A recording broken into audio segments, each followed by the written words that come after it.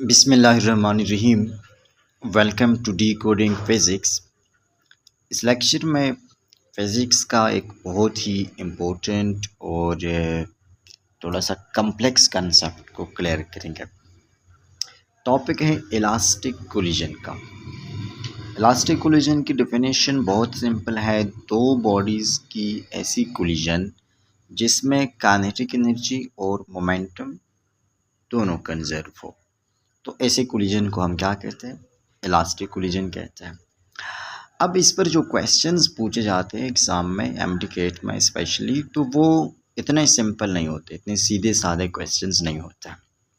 वो कुछ इस टाइप के होते हैं कि हमें वेलोसिटीज़ को फाइंड करनी होती है कोलाइडिंग ऑब्जेक्ट्स की बिफोर द कोलिजन या आफ्टर द कोलिजन। यानी हमें बताया जाता है कि दो बॉडीज़ है, दो बाल्स है या दो पार्टिकल्स है और वो आपस में कोलिजन करते हैं। ठीक है, suppose this is particle 1 and this is particle 2 और ये दो पार्टिकल्स आपस में क्या करते हैं? कोलिजन करते हैं।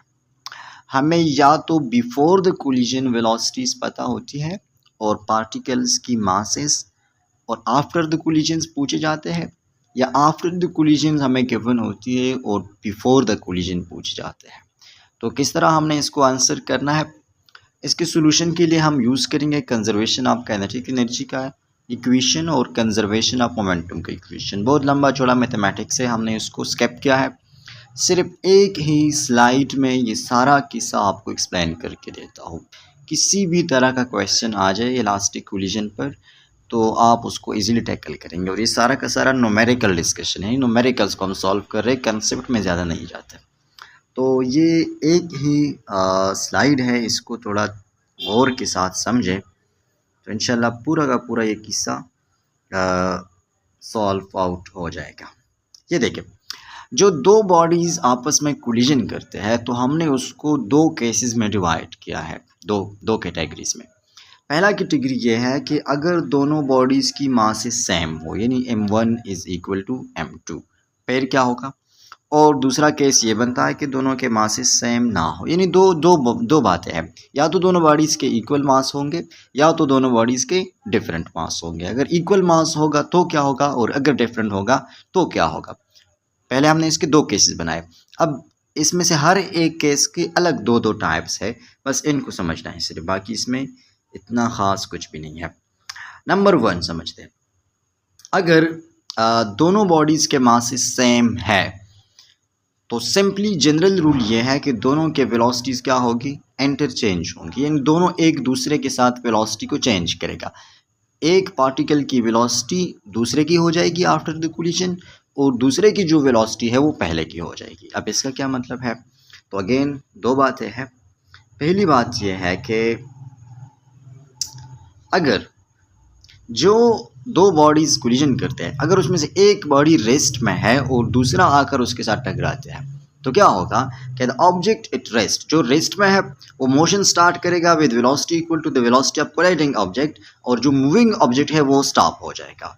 अब इसको थोड़ा सा और डिटेल में समझते हैं कि सपोज यहाँ पर देखिए, चले ये बॉडी है एक, ये रेस्ट में है, और ये एक बॉडी है ये मूविंग है, ये इसके साथ आके कोलिजन करती है, और इसकी जो वेलोसिटी है वो सपोज 2 मीटर पर सेकंड है, 2 मीटर पर सेकंड है।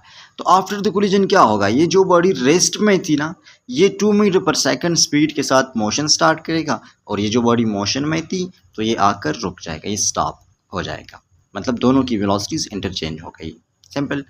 नेक्स्ट दूसरा केस इसका क्या है?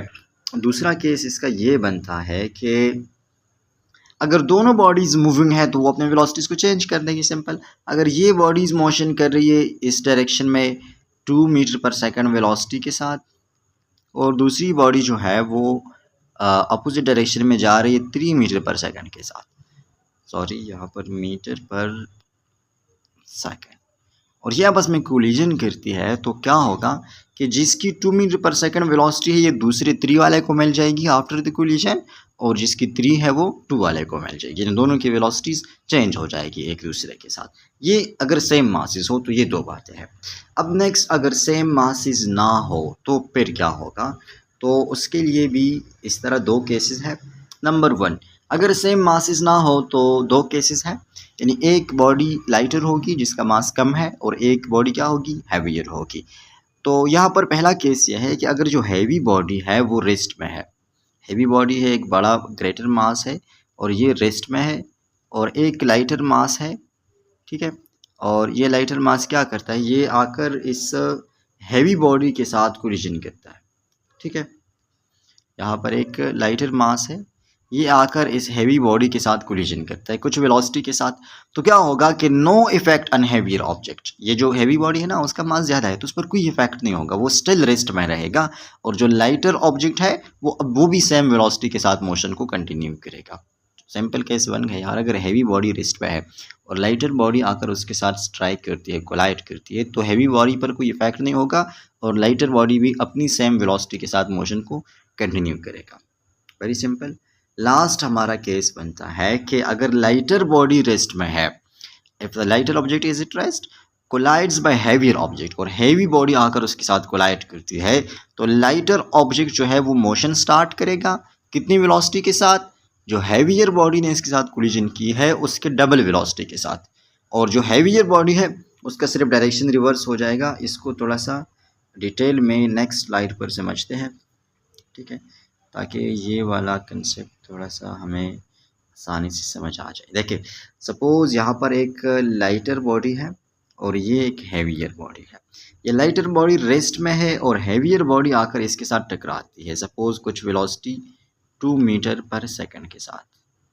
तो होगा क्या, ये होगा कि जो लाइटर बॉडी है ये भी मोशन स्टार्ट कर देगा कितनी वेलोसिटी के साथ, इस हैवी बॉडी के डबल वेलोसिटी के साथ। ये 2 मीटर पर सेकंड के साथ आकर इसके साथ टकराई है तो ये लाइटर ऑब्जेक्ट 4 मीटर पर सेकंड के साथ मोशन स्टार्ट करेगा, वेलोसिटी इसकी डबल हो जाएगी। और जो हैवियर ऑब्जेक्ट है जिसने कोलिजन की है यानी 2 मीटर पर सेकंड है, ये सिर्फ अपने डायरेक्शन को रिवर्स कर देगा। इसकी आफ्टर द कोलिजन वेलोसिटी सिर्फ अगर नेगेटिव है तो प्लस पॉजिटिव हो जाएगी, अगर पॉजिटिव है तो नेगेटिव हो जाएगी। 2 मीटर सेकंड की बजाय ये हो जाएगी -2 मीटर पर सेकंड।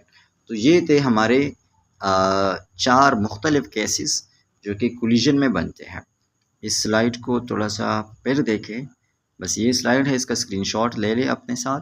और ये पूरा का पूरा कंसेप्ट है इसमें कि अगर सेम मासेस है तो क्या होगा। दो केसेस है, अगर दोनों बॉडीज़ की अगर एक बॉडी रेस्ट में है दूसरा मोशन में है तो मोशन वाला रेस्ट में आ जाएगा, रेस्ट वाला मोशन में आ जाएगा सेम वेलोसिटी के साथ। अगर दोनों मोशन में है तो दोनों की वेलोसिटीज़ इंटरचेंज हो जाएगी।